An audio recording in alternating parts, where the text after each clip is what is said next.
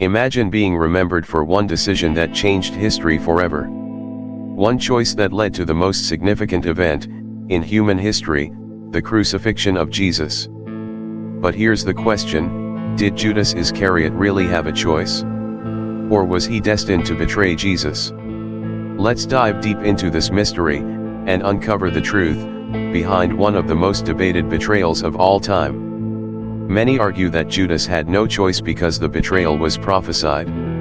Take a look at Psalm 41 verse 9, "Even my close friend, someone I trusted, one who shared my bread, has turned against me." This was written centuries before Judas was born. And in John 6 verse 70, Jesus himself says, "Have I not chosen you, the 12? Yet one of you is a devil." So, was Judas simply playing a role in a divine script, or did he make a conscious decision? If prophecy means fate, then do any of us really have free will? Let's talk about motive. The Bible tells us in Matthew 26 verse 15 that Judas went to the chief priests and asked, "What will you give me if I deliver him to you?" And they counted out 30 pieces of silver. But was it really just about money? Some scholars suggest that Judas may have wanted to force Jesus to reveal his power as the Messiah. He had seen Jesus perform miracles, maybe he thought arresting him would spark a political rebellion.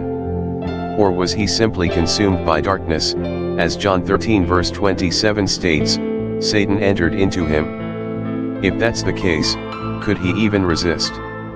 Here's where it gets really interesting. Judas regretted his actions. Matthew 27 verse 3 tells us he returned the money and said, "I have sinned by betraying innocent blood." But instead of seeking forgiveness, like Peter did after denying Jesus, Judas chose despair. Did he have a way out? If he had asked Jesus for forgiveness, would the story have ended differently? After all, Peter denied Jesus 3 times and was still restored.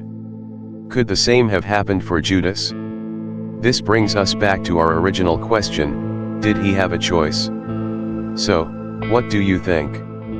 Was Judas trapped by fate, or did he make a conscious decision? And if he did have a choice, what does that mean for us and the decisions we make every day? Drop a comment below, I'd love to hear your thoughts. And if you found this discussion insightful, don't forget to like, subscribe, and hit that notification bell so you never miss a deep dive like this one. See you in the next video. He was filled with deep remorse and tried to return the 30 pieces of silver to the chief priests, saying, "I have sinned by betraying innocent blood." Matthew 27 verse 3 and 4. But the priests dismissed him, leaving Judas isolated in his despair. Unable to cope with the weight of his actions, he threw the silver into the temple and took his own life. His tragic end raises a powerful question, was his downfall inevitable, or could he have sought redemption instead of destruction? Meanwhile, Jesus faced his trial and crucifixion, fulfilling the divine plan of salvation. Despite being betrayed, Jesus still extended love and forgiveness, praying for those who crucified him, saying, "Father, forgive them, for they do not know what they are doing." Luke 23 verse 34. This contrast between Judas' despair and Jesus' mercy highlights an essential truth: no matter how deep our mistakes, forgiveness is always within reach. But to receive it, we must choose to turn toward grace rather than be consumed by regret.